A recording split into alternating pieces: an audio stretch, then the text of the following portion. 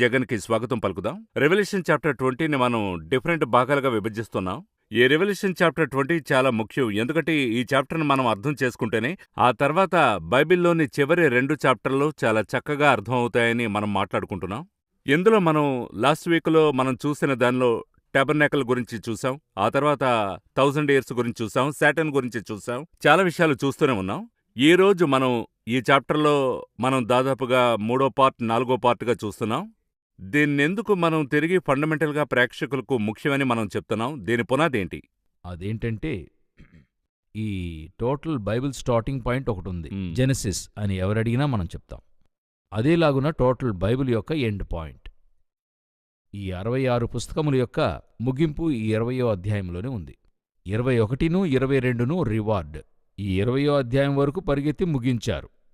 వారికి ఇవ్వబడుతున్న సెరిమనీ. ఇప్పుడు మీరు చూసినట్లయితే ఒక అథ్లెట్ పరిగెత్తున్నాడు అనుకోండి. ఆ పరిగెత్తేది ఉంది గదా, ఆ పరిగెత్తే టైమే చాలా ఇంపార్టెంట్. ఆయనెప్పుడు ముగిస్తాడు, ఎప్పుడు జయిస్తాడు, అదే ప్రపంచం కొనియాడుతూ ఉంటది. ఆ తర్వాత మెడల్ వేసేటువంటి సెరమనీ ఉంది గదా, దానికొచ్చి అంత పెద్ద ఇది ఉండదు, కానీ అది చాలా ఇంపార్టెంట్. అది కూడా ఎంతో ఘనంగా చేస్తారు. కానీ దానికంటే ఎంతో ఇంపార్టెంట్ ఏదంటే, ఆ ఈవెంట్ జరిగే ఆ నిమిషం ఉంది గదా, పరిగెత్తి ముగించే సమయం జయించాల. ఆ జయించే అధ్యాయమే 20, 21, 22 రివార్డ్. ఈ జయించేవారికి రివార్డ్ గురించి మాట్లాడే అధ్యాయంగా ఉంటుంది. అందరికీ కాదు, జయించేవారికే. అందువల్ల మరల జయించువాడెవడో అని బైబిల్ చెప్పబడుతూనే ఉంటుంది. అవును, ఈరోజు ఇది కొంత సాధారణంగా మారిపోయింది. అందరికినా అనేటువంటిది ఇప్పుడు మీరు కొంత స్పష్టంగా అడుగుతున్నారు, అందరికినా అని. అది జయించువారికి మాత్రమే. దానిప్పుడు ఎవరు అర్థం చేసుకోవడం లేదు. ఇది చెప్పినా కొంచెం అంగీకరించే మనసు రాలేదు. ఎందుకంటే కష్టమైన విషయం చూడండి. ఎక్కడనూ ఎందులోనూ అందరికన్నది మీరు చూడలేరు. హాస్పిటల్కి వెళ్లేవారందరూ బ్రతుకుతారని చెప్పలేరు. బ్రతకాలని ఆశపడతాం. స్కూల్కెళ్లేవారందరూ పాస్ అవుతారని చెప్పలేం, కానీ ఆశపడతాం. పనికి అప్లై చేసిన వారు అందరికీ దొరుకుతుందని చెప్పలేం, కానీ మనం అనుకుంటాం దొరకాలని. మనం దీనికి అర్హులం కావాలని ఉంది. ఇది ఒకటి ఉంది. మనం ఆ స్థలానికి వెళ్ళినప్పుడే దొరుకుతుంది. సో ఆ విధంగా ఆ జయించేవారి గురించే 20వ అధ్యాయంలో ఉంది. ప్రత్యేకించి అందులో అనేక విషయాలు చూస్తున్నప్పుడు ఎంతో ముఖ్యమైన 2-3 విషయాలు ఇందులో ఉన్నాయి. ఒకటి, 1000 ఏండ్ల పరిపాలన గూర్చినటువంటి ముఖ్యమైనటువంటి విషయం ఒకటుంది. దాని తర్వాత జరిగేటువంటి ఒక యుద్ధం, ఎంతో ముఖ్యమైన యుద్ధం అదే. ఆ యుద్ధమే ఫైనల్ వార్. ఆ తర్వాత వరల్డ్కే వార్ ఉండదు, అదే ఇక ఫైనల్ వార్. ఆ తర్వాత వచ్చి జడ్జిమెంట్, న్యాయ తీర్పు. ఈ 3 విషయాలు అందులో ముఖ్యంగా ఉంటాయి. సో ఈ 20వ అధ్యాయంలో ఇవన్నీ కూడా మనం చూడవలసినవిగా ఉన్నాయి. ఓకే, మనం స్టార్ట్ చేయడానికి ముందు ప్రేక్షకులకు ఒక అండర్స్టాండింగ్ కోసం బాగుంటుందని నేను అనుకుంటున్నాను. దీనికి ముందు ఒక వార్ ఉంది. ఇప్పుడు మనం మరో యుద్ధంలోకి వెళ్ళబోతున్నాం. దీనికి దానికి మేజర్ డిఫరెన్స్ ఫండమెంటల్గా ఉంటుందనే విషయాన్ని వివరించండి. ఆ వార్ గురించి చెప్పేప్పుడు చెప్దాం అనుకున్నాను, కానీ ఇప్పుడే చెప్తున్నాను. ఆర్మగెద్దోన్ వార్ అనేది వచ్చి 16th చాప్టర్ ఆఫ్ రెవల్యూషన్లో ఉంది. ఆ వార్ క్రైస్ట్కి యాంటీ క్రైస్ట్కి మధ్య వార్. ఇది 1000 సంవత్సరాల అనంతరం జరిగేటువంటిది. అంటే అర్మగెద్దోన్ 1000 సంవత్సరాలకు ముందు, మిలేనియంకి ముందు. అర్మగెద్దోన్ ముగిస్తేనే మిలేనియం స్టార్ట్ అవుతుంది. మిలేనియం ముగింపులో ఒక వార్ ఉంది, దానికి పేరు మాగోగు వార్. ఇంకొక మాగోగు వార్ ముందుగానే ఇప్పుడు యాక్చువల్గా రాబోతుంది. అదొచ్చి మనం ఎహెచ్కేలు 38, 39 అధ్యాయాల్లో చూడగలం. ఈ మాగోగు వారు వేరే, ఇదే ఫైనల్ వార్. ఇది మిలేనియం అనంతరం జరిగేటువంటిది. సో ఈ వార్ని, ఆర్మగెద్దోన్ వార్ని ఏం చేయకూడదు, కనెక్ట్ చేయకూడదు.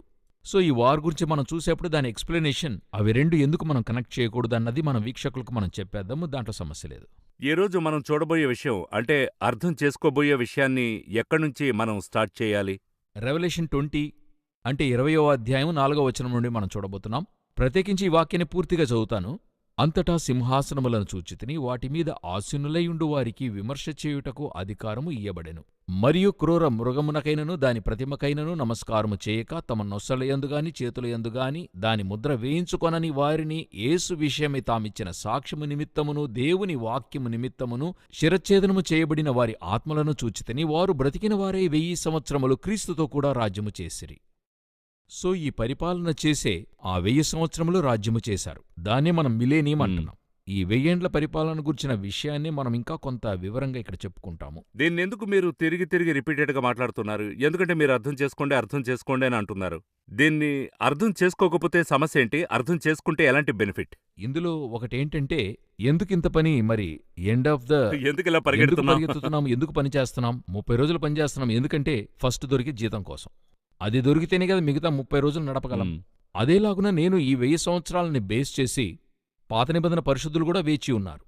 వారందరూ కూడా యేసుక్రీస్తు రాజ్యం భూమికొస్తుందని ఎక్స్పెక్ట్ చేస్తున్నారు, మెస్సయ్య పరిపాలిస్తాడని చెప్పి.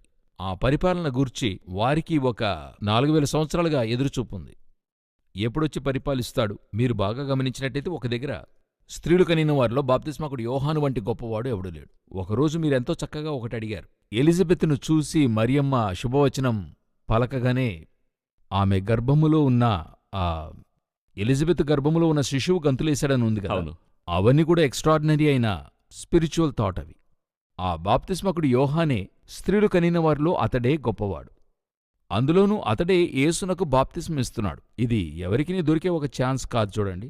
రెండవది, అతనికేం చెప్పబడిందంటే ఎవరి మీద పరిశుద్ధాత్మ దిగుతాడో ఆయనే పరిశుద్ధాత్మతోనూ అగ్నితోనూ మీకు బాప్తిస్మమిచ్చును అని చెప్తున్నాడు. అలా దూరదృష్టి కలిగినటువంటి వాడు పరలోకం నుండి సౌండ్ వస్తుంది, ఈయన నా ప్రియకుమారుడు, అది వింటున్నాడు. ఇంతటి తర్వాత కూడా యేసును ఒక ప్రశ్న అడుగుతాడు. ఏ ప్రశ్న అంటే, రాబోవాడు నీవేనా మరొకని కొరకు కనిపెట్టవలనా? ఈ క్వశ్చన్ రావడానికి కారణమేంటంటే వీరందరికీ కూడా మైండ్లో మెస్సయ్య పరిపాలిస్తాడు, ప్రజల్ని కాపాడతాడు, ఆయన రాజ్యం భూమికొస్తుంది అన్న ఎదురుచూపు. అయితే యేసు యొక్క 1000 ఏండ్ల పరిపాలన యేసు ఫస్ట్ టైం భూమికొచ్చినప్పుడు జరగలేదు. ఏంటంటే అప్పుడు ఆయనకు ఆ పని కాదు. అప్పుడు ఆయన వచ్చింది లోక పాపాన్ని మోసి తీర్చడానికే. సెకండ్ టైం వచ్చినప్పుడే పరిపాలిస్తాడు. అంటే యోచించండి, పాత నిబంధన పరిశుద్ధులు 2000 సంవత్సరాలుగా ఎలా వెయిట్ చేశారో చూడండి. అందువల్ల ఇది ఎంతో ప్రాముఖ్యమైన ఒక విషయం. ఆ గ్రహింపు మనకి కావాలి. ఈ రాజ్యానికై వేచి ఉన్నవారు ఇప్పుడున్న రాజ్యాన్ని గూర్చి చింతించరు. మరి యేసు చెప్పినట్టుగా మనుష్య కుమారునికి తలవాల్చుటకు స్థలము లేదు, ఈ లోకరాజ్యమును గూర్చి వారు ఆలోచించరు. ఏంటంటే మా రాజ్యం వస్తుంది, 1000 ఏండ్ల పరిపాలన వస్తుందనేదే ఒక నమ్మకము, ఎదురుచూపు, విశ్వాసం అంతా కూడా. ఆశ అనేది ఉంటుంది. ఆ ఆశ ఉన్నటువంటి వారు దీన్నేం చేయరు, ఇష్టపడరు. సో అన్నిటికీ ముగింపు ఈ 1000 ఏండ్ల పరిపాలన. ఇదెంతో ముఖ్యమైన స్థానంలో ఉంది.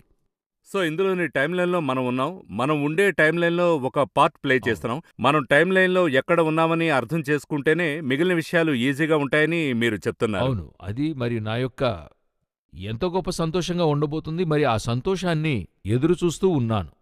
2 విధాలుగా సంతోషం. ఒకటి రాకడలో ఎత్తబడటం, మరొకటి 1000 ఏండ్ల రాజ్య పరిపాలన. సో ఈ రెండిటికైన సంతోషమే మనము. అవును.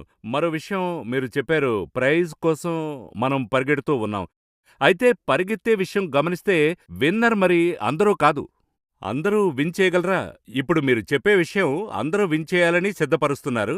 అయితే యాక్చువల్ లైఫ్లో చూస్తే అందరూ జయిస్తారా అని గమనిస్తే ఆ థాట్ని మనం ఎలా వివరించాలి? మీరు ఒకరిగా పరిగెత్తే అథ్లెట్ని గురించి అవునవును. చెప్తున్నారు. సరే, రిలే రేస్ పరిగెత్తున్నారు. అవును. ఎంతమంది జయిస్తారు? నలుగురుంటే నలుగురు జయిస్తారు. నలుగురు గెలుస్తారు, ఒకరు మాత్రమే కాదు. అవును. క్రికెట్ ఆడేటప్పుడు ఎవరు విన్ అవుతారు? Full team జయిస్తారు. 11 మంది గెలుస్తారు. అవును. అదేలాగా మనం కరెక్ట్గా పరిగెత్తితే చర్చ్ అంతా కూడా గెలుస్తుంది. మనమందరము చేరి ఒక గేమ్ ఆడుతున్నాం. ఈ తాటే మనకి రావాలి. We are all doing unitedly one thing. రెండవదిగా మనం వ్యక్తిగతంగా ఆడలేము, వేరుగానే ఆడలేము ఈ గేమ్. అవును. క్రైస్ట్ యొక్క చర్చ్ అనేది ఆఫీస్ అంటారు, 5 ఫోల్డ్ మినిస్ట్రీ. ఈ 5 కలిస్తేనే ఒక ఆఫీస్, ఒక టీం. ఇప్పుడు ఏదన్నా కూడా తీసుకోండి, ఈ టీం వర్క్ అనేది లేకుండా ఎటువంటి ఒక కాన్సెప్ట్ కూడా ఉండదు. అథ్లెట్ని కూడా చూడండి, అందులో ఒక టీం వర్క్ ఉంటుంది. అవును. కోచ్ ఉంటాడు, అలా కోచ్ మేనేజర్ అంటూ, ఉంటాడు, ఫిజియోథెరపిస్ట్ అంటూ అలా చాలా మంది ఉంటారు. వారికి ఒక మేనేజర్ ఉంటాడు, దాన్ని పంపే గవర్నమెంట్ ఉంటుంది. ఇంతా చేరితేనే ఒక టీం వర్క్. అవును. మేబీ అందులో ఒకరు బయటికి తెలుస్తూ ఉండవచ్చు. క్రికెట్లో 11 మంది పాల్గొంటారు, అవునా? రిలే రేస్లో 9 ఉంటారు. It's a team work. అదేలాగా మనమందరం కూడా గెలుస్తాం. ఇందులో అశ్విన్ గెలుస్తాడు, జగన్ గెలుస్తాడు అనేది కాదు. అశ్విన్, జగన్ ఇద్దరు గెలవాలి. అలాగే హెవెన్ చూస్తుంది, అందరూ చేరి గెలవాలి. దీని వెనుకున్న టీం టీం జయించాలి. గెలుస్తుంది, అందరూ గెలుస్తారు. అందరూ కలిసి గెలవడమే ఈ 1000 ఏండ్ల పరిపాలన యొక్క ఒక పార్ట్. ఇంకా ఉంది, చాలా ఉన్నాయి. అందులో స్టార్టింగ్ పాయింట్గా ఇది ఉంటుంది. అవును. ఈ 1000 ఏండ్ల పాలనకు వెళ్లడానికి ముందు ఒక ఫండమెంటల్ ప్రశ్న. ఐసయ్యా 11th చాప్టర్ అర్థం చేసుకోవాలని గత నమోదులో మీరు చెప్పారు. ఈ ఐసయ్యా ప్రాఫెట్ని మనం అర్థం చేసుకుంటూ ఉన్నాం. అయితే అతనికి దేవుడు మరి ఈ థాట్ని రివీల్ చేశాడు. ఎక్కడ రివీల్ చేస్తున్నాడంటే క్రైస్తుకు ముందుగానే ఈ విషయం రివీల్ చేశాడు. ఇది ఆలోచిస్తేనే ఆశ్చర్యం వేస్తుంది, ఇంకా దీని గురించి తెలుసుకోవాలనిపిస్తుంది. అయితే మరి ఆ ఐసయ్యా చాప్టర్ మాత్రమే కాదు, ఆ ఐసయ్యాని చదివే వారికి మనం ఏం చెప్పాలి దీంట్లోకి వెళ్లే ముందు? ఒక ఓల్డ్ టెస్ట్మెంట్ని ఈరోజు లోకమంతటా కాదు గాని ఒక గ్రూప్ వద్దని చెప్తున్నారు. అది సమాప్తమైంది, ముగిసిపోయింది, ఇక ఓల్డ్ టెస్ట్మెంటే వద్దంటున్నారు. అదెందుకో నాకొచ్చి అంత మంచి అభిప్రాయంగా నాకు అనిపించలా. ఎందుకంటే దానియేలు లేకుండా, బుక్ ఆఫ్ డానియల్ లేకుండా రెవల్యూషన్ అర్థం కాదు. మనమే అనేకసార్లు రెఫర్ చేస్తూ అవును, ఉన్నాం. ట్విన్ సిస్టర్ అని అంటాం. ట్విన్ సిస్టర్స్ అని చెప్తారు, మనము ట్విన్ బుక్స్ అని చెప్తాం. అవును. అదేలాగునా ఆ లేవియాకాండం లేకుండా హెబ్రీలకు రాసిన పత్రిక అర్థం కాదు. లేవియాకాండం లేకుండా బుక్ ఆఫ్ హీబ్రూస్ మీకు అర్థమే కాదు. ఎంత కారిలేషన్ ఉందో చూడండి. అవును, అది మాత్రమే కాదు, ఇప్పుడు టోటల్ ఓల్డ్ టెస్టిమెంట్ లేకుండా న్యూ టెస్టిమెంట్ అర్థం కాదు. ఆ యొక్క ఓల్డ్ టెస్టిమెంట్ కావాలని చెప్పి ఈ ఓల్డ్ టెస్టిమెంట్ లో ఉన్న వాక్యములను న్యూ టెస్టిమెంట్ లో ప్రభువు రెఫర్ చేస్తూనే వస్తుంటాడు. అనేక చోట్ల ప్రభువు సెలవిచ్చాడు. అనేక చోట్ల చెప్తూ ఉంటాడు, ఇక్కడ చెప్పింది నెరవేరింది, ఇక్కడ చెప్పింది నెరవేరింది అంటే ఈ నెరవేర్పుకైన కార్యమే ఇది. అప్పుడు ఇక్కడున్నది ఏదో మనకి తెలిస్తేనే ఇక్కడున్నది మనకు తెలుస్తుంది చూడండి. ఇంకొక మెట్టు మనం పైకెళ్ళి మన వీక్షకులకు బుక్ ఓల్డ్ టెస్టిమెంట్ చదివే వారికి ఒకటి చెప్పుకుందాం. ఏంటంటే మరి యేసుక్రీస్తు వరకు ఆయన జీవిత చరిత్ర లైఫ్ స్పాన్ ఎక్కడి నుంచి ఎక్కడి వరకు ఉందంటే మదర్ మేరీ కన్య గర్భమున పుట్టడం ఆరంభమై పునరుద్ధానం, మరణము, పునరుద్ధానము, 1000 ఏళ్ల పరిపాలన. ఇంతవరకు మనకి క్రీస్తును గూర్చినటువంటి విషయం మనందరికీ తెలిసిందే. మరి ఈ యొక్క కార్యములన్నీ కూడా ఓల్డ్ టెస్టిమెంట్లో సమంగా తెలియజేస్తాడు, పార్టుగా తెలియజేసి ఉంటాడు. ఇప్పుడు ఉదాహరణకు కన్య గర్భమున, తల్లి మరియ గర్భమున యేసు జన్మిస్తాడు. ఇదిగో కన్యక గర్భవతియే కుమారుని కనును అని యెషయాలో ఉంటుంది. ఆయన పుట్టినప్పుడు ఒక నక్షత్రం ఉదయిస్తుంది. ఇది బిలాముకు నక్షత్రము యాకోబులు ఉదయించును బిగినింగ్లోనే. తర్వాత యేసుక్రీస్తు యొక్క శిలువ శ్రమలు, లేకపోతే యేసుక్రీస్తు యొక్క మినిస్ట్రీ, గ్రుడ్డివారు చూపు పొందుతారని యెషయాలో ఉంది. తర్వాత యేసుక్రీస్తు శిలువ శ్రమలు, ఇదొచ్చి కీర్తనల్లో ఉంటది. నా వస్త్రమునకై వారు చీట్లు వేసిరి, నాతో ఉన్నవాడు నన్ను అప్పగించును. అన్ని విషయాలు రివీల్ చెప్తున్నాడు అక్కడ. తర్వాత యేసును బంధించి కొట్టేటువంటి సంభవం, వెంట్రుకలు పెరిగివే వారికి నా చెంపలు అప్పగించితిని, యెషయా 50లో ఇలా అన్నీ రాయబడ్డాయి. తర్వాత మీరు చూసినట్లయితే యేసుక్రీస్తు యొక్క మరణం యాకోబుకి చెప్పబడుతుంది. సింహం వలె గర్జించు ఆడుసింహం వలె అతడు కాళ్ళు ముడుచుకుని పడుకొనును అనుంది. యేసు సజీవుడై ఉండడం యోబుకి చెప్పబడుతుంది. నా విమోచకుడు సజీవుడై ఉన్నాడు, నా మటుకు నేనే చూచెదను, మరి ఎవరునూ కాదు. తర్వాత యేసు బహిరంగ రాక, ఆయన ఏ విధంగా జకర్య పుస్తకములో ఒలీవల కొండ మీదకి దిగుతాడు, హానోకుకి చెప్తాడు 1000 పరిశుద్ధులతో భూమి మీద న్యాయం తీర్చడానికి రాబోతున్నాడు. యేసయ్య 1000 ఏళ్ల పరిపాలన యెషయా చెప్తున్నాడు. ఆయన పరిపాలన ప్రభుత్వం ఏ విధంగా ఉంటుంది. కాబట్టి మీరు చూసినట్లయితే యేసు యొక్క ఆ యొక్క జననము నుండి 1000 ఏళ్ల పరిపాలన వరకు పాత నిబంధనలో విభజించి ఇచ్చి ఉన్నాడు. ఫుల్ రెవల్యూషన్ వస్తూనే ఉంది. అంతమందిని మీరు ఒక్కటిగా చేరిస్తే ఒక్క యేసు లభిస్తాడు. ఒక్క యేసే న్యూ టెస్టమెంట్. ఇటువంటి గ్రహింపుతోనే మీరు బైబిల్ చదవాలి చూడండి. అదెందుకు పాత నిబంధన ముగిసింది, ఆ చరిత్ర ముగిసిపోయింది, అందులో ఉన్న కాన్సెప్ట్ అంతా ఓవర్ అయింది, ధర్మశాస్త్రం పూర్తయింది, కరెక్ట్, కొన్ని విషయాలు ముగింపునకొస్తాయి. మరొక మాటగా చెప్పాలంటే ఈ యొక్క 2023లో ఉన్నాం, 2010 ముగిసింది, 20 ముగిసింది, బట్ 2010లో వేసిన అగ్రిమెంట్ ముగియదు కదా, కాంట్రాక్టే కదా. అవును, కాంట్రాక్ట్ ఉంటుంది కదా. సంవత్సరమే ముగిసింది కానీ వేసిన కాంట్రాక్ట్ ఉంటుంది కదా. అప్పుడు పాత నిబంధన ముగిసింది కానీ అక్కడ వేసిన ఒప్పందాలు ఇంకా ఉన్నాయి, కానీ అక్కడ చెప్పబడిన ప్రాఫెసీ ఇంకా నెరవేరవలసి ఉంది కదా. అదిక వద్దంటే ఎలాగా? అదే కొంతమంది గ్రహింపు ఆ విధంగా ఉంది. అవును, ఒక ముఖ్యమైన టర్నింగ్ పాయింట్గా ఉంది. దీన్ని చదువుతూ ఉంటే ఇందులోనే చాలా ఎపిసోడ్స్ వస్తాయని ఉద్దేశం అర్థమవుతోంది. ఈ రోజు మనం చూడబోయే ముఖ్యమైన అంశాలు ఏంటి? 1000 ఏళ్ల పరిపాలన గురించి చూడబోతున్నాం. అయితే అందులో కీవర్డ్గా 3-4 విషయాలు అందులో నుండి చూద్దాం. ఒకటి, ఇది ఎక్కడ జరగబోతుంది. అనేక మందికి ఎంతో కన్ఫ్యూషన్ ఉంది ఎక్కడ జరగబోతుందని. రెండవది, who is going to rule, ఎవరు పరిపాలిస్తారు. 3, ఎవరిని పరిపాలిస్తారు. పరిపాలన ఉంటే ఎవరినైనా పరిపాలించాలి. సో ఈ 3 ప్రశ్నలు ఎంతో ఇంపార్టెంట్. దీనితో చేర్చి ఎంతో ముఖ్యంగా అందరూ చెప్పేది ఈ 1000 సంవత్సరములు సాతాను బంధించబడతాడు. వై? ఇదే చాలా ముఖ్యం. హూ, వేర్, వై, ఈ 3 విషయాలు కూడా మనం ఈరోజు చూసినట్లయితే ఒకందులకు ఈ 1000 ఏళ్ల పరిపాలన గురించి మనం చెప్పగలం.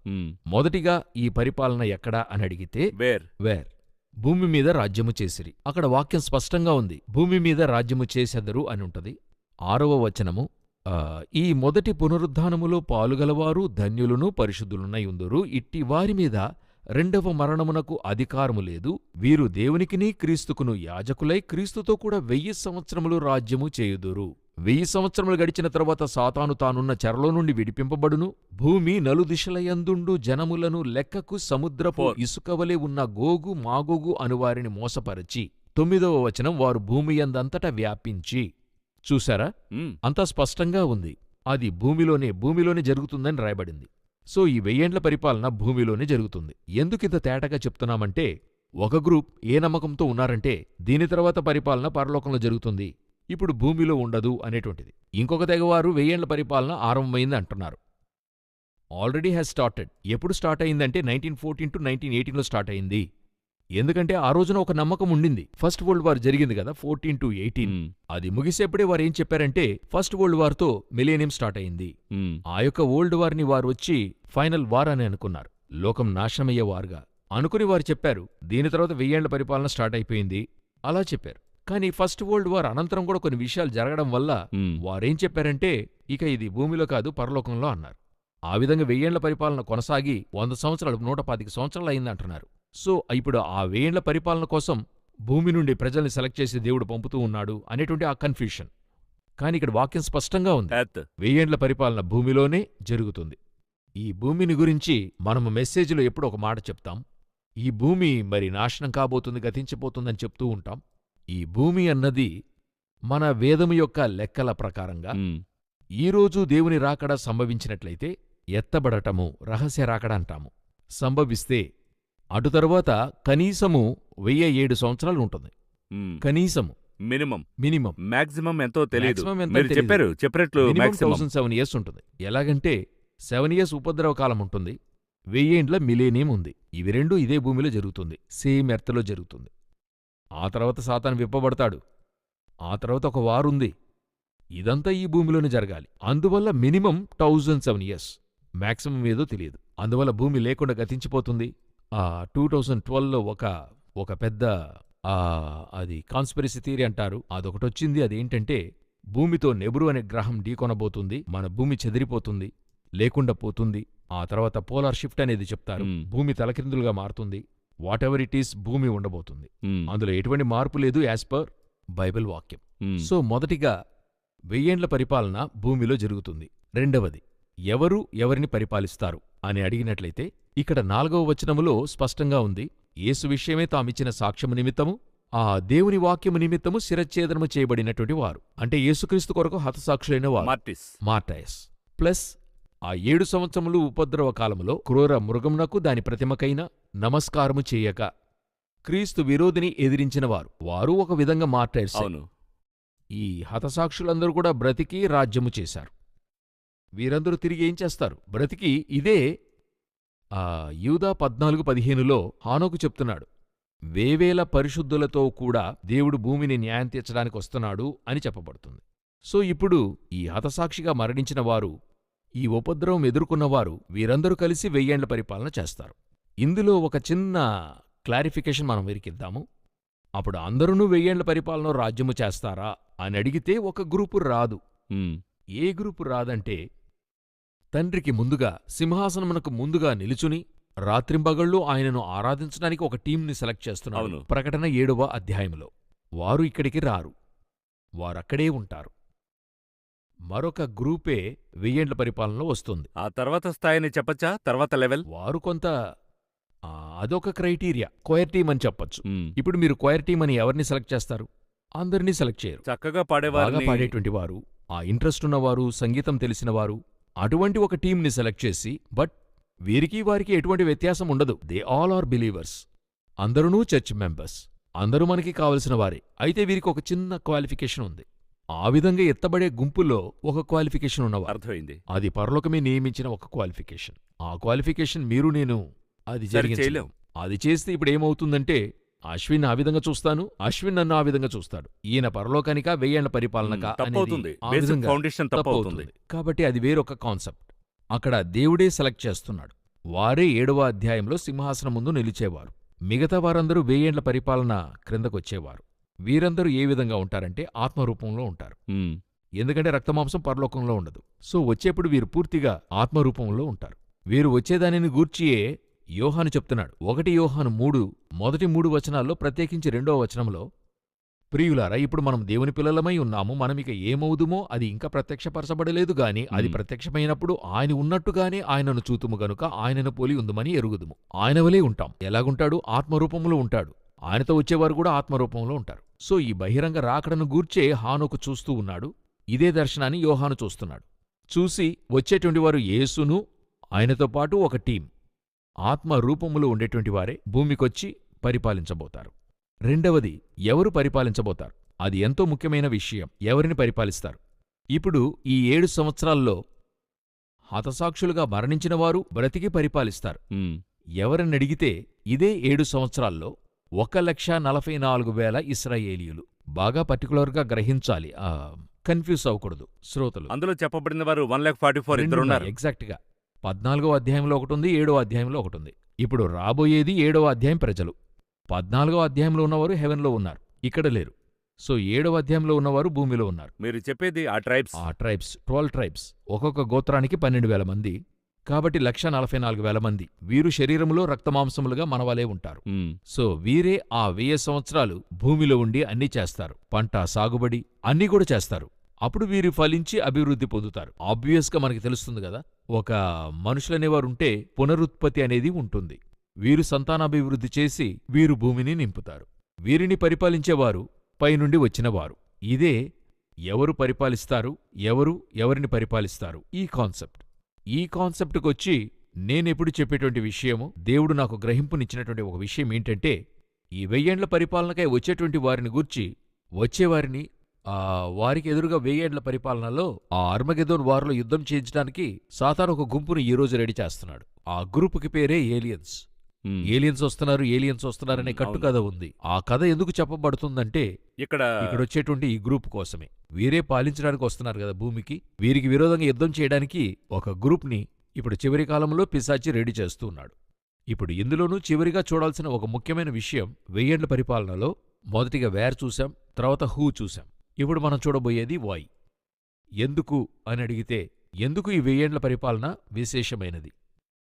ఈ 6,000 సంవత్సరాల లోకములో 1000 ఏండ్ల పరిపాలన 7,000 సంవత్సరములో ఎందుకు ఇంత ఇంపార్టెన్స్గా మనం చెప్తున్నామంటే, అందులో పర్టికులర్గా చెప్పబడింది, సాతాను 1000 సంవత్సరములు బంధించబడి ఉండడం. ఆ 1000 సంవత్సరాలు ముగిసేంతవరకు వాడు విడిపించబడలేదు. 1000 సంవత్సరాల తర్వాత చెర నుండి విడిపింపబడును అని 7వ వాక్యం చెప్తుంది. సో సాతాను లేనటువంటి ఒక లోకము ఎలాగ ఉంటుంది? ఇదియే ప్రాముఖ్యమైన విషయం. ఇది జెనసిస్ 1-2కి తిరిగి వెళ్ళినట్టు 1 and 2కి వెళ్ళేట్టుగా ఒరిజినల్ ప్లాన్. ఇప్పుడు సాతాను లేనటువంటి ఒక లోకం. ఇప్పుడెందుకు సాతాను విడిపించబడాలి? ఎందుకు నరకానికి వెళ్ళలేదు? ఎందుకు ఒక టెంపరరీగా జైల్లో ఉంచడం జరుగుతుంది? కొన్నిసార్లు చెప్తాం కదా, ఇలా చేసేవారిని మెదలకుండా చంపచ్చండి, ఎందుకంటే జైల్లో ఉంచుతారు అని ఒక కోపంతో ప్రజలు చెప్తుంటారు. యాక్చువల్గా మనం ఈ ప్రశ్న ఇక్కడ అడగచ్చు, ఇతన్ని పట్టుకుని ఎందుకు పెట్టాలి? చంపచ్చు కదా, మెయిన్ విలన్ వాడే కదా. మరి దానికి వాడికింకా కొంత పనుంది. వానికి పనే శోధకుడని బైబిల్లో ఉంటుంది. దేవుడు అందుకే వాడిని ఉంచాడు, టెస్ట్ చేసి చూడ్డానికి. సో ఈ 1000 సంవత్సరములు టెస్టే లేదు, నో ఎగ్జామ్. ఎందుకంటే అక్కడ ఫెయిల్ అయ్యేవాడు ఉండడు. అవును, వారు టెస్ట్ పాస్ చేసి వస్తున్నారు. అవును, 1000 సంవత్సరాల కాలంలో ఎవరికినీ టెస్ట్ లేదు, ఏ శోధన ఉండదు. అప్పుడు వారు అనుకున్నా కూడా తప్పు చేయరు. ఎందుకంటే వాక్యం చెప్తుంది, ఆ 1000 సంవత్సరములు ఇనుప దండముతో పాలన జరుగుతుంది. ఒక్కో కాలములోనూ ఒక్కొక్క పాలన విధానముంటుంది. ఇప్పుడు ఆదాము నుండి నోవహు వరకు పాలన విధానం వేరే, మనసాక్షి ప్రకారం. ఆ తర్వాత రాజ్య విధానం అనేది వచ్చింది, కింగ్డమ్ రూల్. ఎవరు? ఫరో యొక్క కింగ్డమ్ రూల్ అనేది భూమికొచ్చింది. అంతకుముందే సుమేరియన్ సివిలైజేషన్లో రాజులొచ్చారు. సో అలాగా రాజుల విధానం వచ్చింది. రాజుల విధానం తర్వాత డిక్టేటర్ విధానం వచ్చింది. కొంతకాలం డిక్టేటర్స్ వారందరూ కూడా ఉండేరు. ఆ డిక్టేటర్స్ తర్వాత డెమోక్రసీ. ఇప్పుడు మనముండే ప్రజాస్వామ్యం. ఈ డెమోక్రసీ అనంతరం యాంటీక్రైస్ట్ యొక్క డిక్టేటర్షిప్ వస్తుంది. యాంటీక్రైస్ట్ యొక్క డిక్టేటర్షిప్ ముగిసేప్పుడు క్రైస్ట్ డిక్టేటర్షిప్ వస్తుంది. ఏంటి క్రైస్ట్ డిక్టేటరా అన్నట్టయితే, మన మైండ్లో డిక్టేటర్ అంటే ఎలాగుంటుంది? ఒక సర్వాధికారి అంటే ఒక కఠినాత్ముడు, అవునా? కొన్నిసార్లు మనం కొన్ని మాటలని కొన్ని విషయాలకు యూజ్ చేయడం వల్ల ఆ మాటే మనకు తప్పుగా తెలుస్తుంది. అవును, మనం చూసిన డిక్టేటర్స్ వారు, అలానే హిట్లర్, అలా వచ్చిన వారందరూ మన ఇమేజినేషన్లో ఒక డిక్టేటర్ అంటే ఎలానే ఉంటారు అనే ప్రీసెట్లో మన మైండ్లో ఉంటుంది. ఇప్పుడు ఒక ఉదాహరణకు చెప్పాలంటే, దొంగ అంటున్నాం, అవునా? అవును, దొంగ అనే మాటలో దొంగతనమే తప్పు. అయితే దొంగ అనే మాట తప్పు కాదు. ఇప్పుడు దొంగ అనే మాట ఎలా చెప్తాను? హృదయాన్ని దోచుకునేవాడు, హృదయాన్ని దొంగిలించేవాడు. ఓహో, ఇప్పుడు దీన్ని ఎలా చెప్తారు? ఇది తప్పంటారా? హృదయాన్ని దొంగిలించేవాడు. అంటే అర్థం అంతవరకు మనల్ని ఇంప్రెస్ చేసి మనల్ని అదే నేను ఆకర్షిస్తున్నాడు. చెప్పదలిచాను. ఆ. అవునా? అతను నా హృదయాన్ని దోచాడండి అనేది చెప్తాం. ఇప్పుడు అతన్ని పట్టుకుని కొడతారా? ఉమ్, కొట్టము.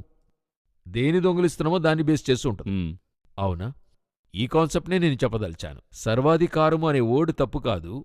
ఏ విధంగా సర్వాధికారం చేస్తున్నాం అన్నది ముఖ్యం. ప్రజల కోసం దీన్ని ఎలా యూజ్ చేస్తున్నాం? Using it for the people.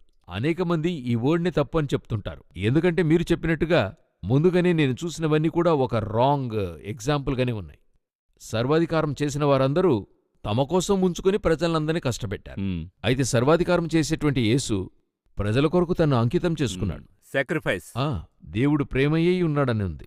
ఫుల్లుగా ఈ లోకము ప్రేమగల సర్వాధికారాన్ని చూడబోతుంది.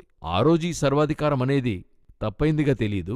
ఇదే సర్వాధికారం అనే మాటకి అర్థమో ఉమ్, అనే కాన్సెప్ట్ అక్కడ బయటపడుతుంది. సో ఈ 1000 ఏండ్ల పరిపాలన అనేటువంటిది భూమి చూడని ఒక ప్రభుత్వం, భూమి చూడని పరిపాలన విధానం, ఆ భూమి చూడని ఒక అధికారం, భూమి చూడని ఒక స్థితి, ఉమ్, స్పిరిచువల్ స్టేట్లో ఉన్న ప్రజలు పరిపాలిస్తారు.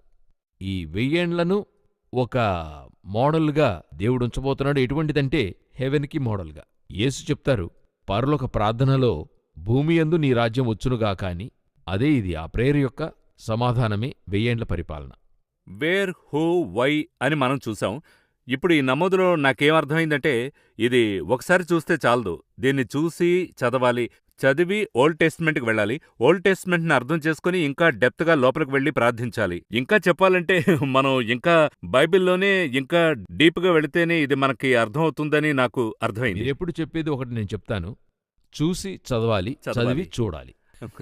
ఈరోజు మనం చూసిన విషయం కొంచెం డీటెయిల్డ్గా ఉంది. ఆ తర్వాత ఎపిసోడ్లో మనం ఏం ఎదురు చూడొచ్చు? బంధింపబడిన సాతాను విడుదలైతే ఎలాగుంటుంది, దాని ముగింపు ఏ విధంగా ఉంటుంది, ఆ వారు ఎవరెవరు జరుపుతారు, ఏ విధంగా జరుపుతారు అనేటువంటిది మనం దేవుని చిత్తమైతే నెక్స్ట్ ఎపిసోడ్లో చూద్దాం.